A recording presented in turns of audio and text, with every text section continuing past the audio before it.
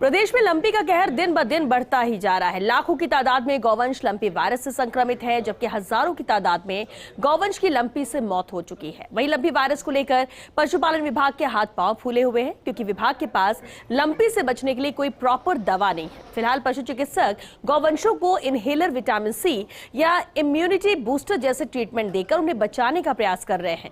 हालांकि पशुपालन विभाग का ये प्रयोग काफी हद तक कारगर सिद्ध भी हो रहा है और इस पूरे मसले को लेकर सहयोगी दिनेश तिवारी हिंगोनिया गौशाला का जायजा लेने पहुंचे और साथ ही पशुपालन विभाग के अधिकारियों और सरकार के प्रतिनिधियों से इस दौरान खास बातचीत भी की। पिछले कुछ समय से पूरा मानव समाज एक बड़ी भयंकर कोरोना जैसी महामारी से जूझ के बाहर आया है। ऐसे में एक लंबे समय की स्ट्रगल के बाद दिनचर्या व्यवस्थित हुई है, लेकिन कोरोना जैसी एक दूसरी महामारी ने अब पशुओं को घेरना शुरू कर दिया है। हम बात कर रहे हैं लंपी वायरस की, जो कि पूरे प्रदेश में गौवंश में फैला हुआ है। हमारे साथ प्रशासनिक अधिकारी हैं, पशुपालन विभाग के डिप्टी डायरेक्टर कृष्ण कुमार जी। हम बात करते हैं कितनी गाय यहाँ पर संक्रमित है और किस तरह का ट्रीटमेंट इनको दिया जा रहा है। अभी वर्तमान में हिंगोनिया गौशाला के अंदर 1000 के अधिक पशुओं का हमने लंपी का इलाज किया है, जिसमें 950 के करीब पशु हमने ठीक किए हैं। अभी वर्तमान में 72 ऐसे एनिमल हैं जिनका ट्रीटमेंट चल रहा है। क्या किस तरह के सिम्टम्स इन गायों में लंपी के दौरान जो नजर आता है? अगर मैं आपको दिखाना चाहूँ तो आप सामने देखोगे कि इनकी स्किन के ऊपर है जो गांठें बन जाती है, गांठों के अंदर एक तरल पदार्थ जमा रहता है। अगर ये गांठें फूट जाती है तो वहाँ घाव बन जाते हैं। अगर हम इसका समय पर इलाज कर देते हैं तो ये गांठें यथास्थान पर ही बैठ जाती हैं।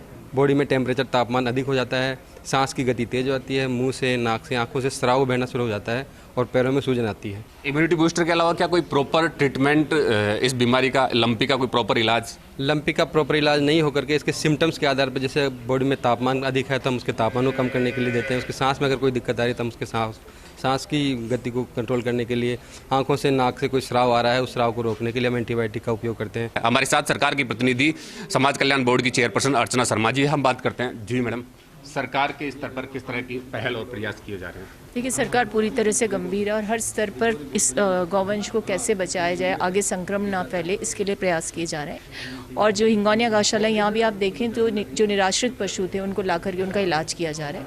हम लोग भी स्वयंसेवी संस्थाओं के साथ यहाँ आए हैं और हमने यहाँ पर कुछ इनके लिए जो भोजन होता है या चारा होता है वो उपलब्ध करवाया। कुछ मेडिसिन हैं यहाँ पर, वो हम लेकर के आए।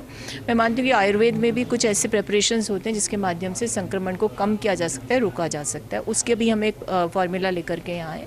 तो मैं समझती हूँ कि सरकार बहुत गंभीर है और चूंकि ये एक ऐसा संक्रमण है जो बहुत जल्दी फैलता है और इसको ये भयावहता ज़रूर देखने को मिल रही है, लेकिन अच्छी बात यह है कि मोर्टेलिटी कम हो गई है बिल्कुल। तो इसका तात्पर्य है कि सरकार के स्तर पर जो भी प्रयास किए जा रहे हैं उसका परिणाम है कि जो गौवंश है उसका इलाज किया जा रहा है।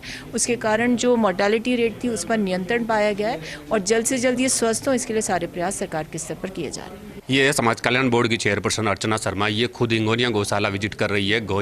गौवंश को लेकर पूरी तरह जो इनका नज़रिया ये है कि कैसे जैसे तैसे इनको इलाज दिया जाए और खुद भी आयुर्वेदिक दवाइयों का किट यहाँ पर वितरित कर रही है।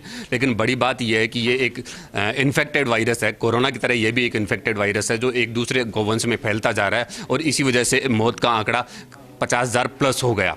हालांकि सरकार अपने स्तर पर प्रयास कर रही है और पशुपालन विभाग भी सभी गौवंश पर जो कि संक्रमित गौवंश है उनको ट्रीटमेंट उपलब्ध करवा रहा है। फर्स्ट इंडिया न्यूज के लिए दिनेश तिवारी, जयपुर। झालावाड़ के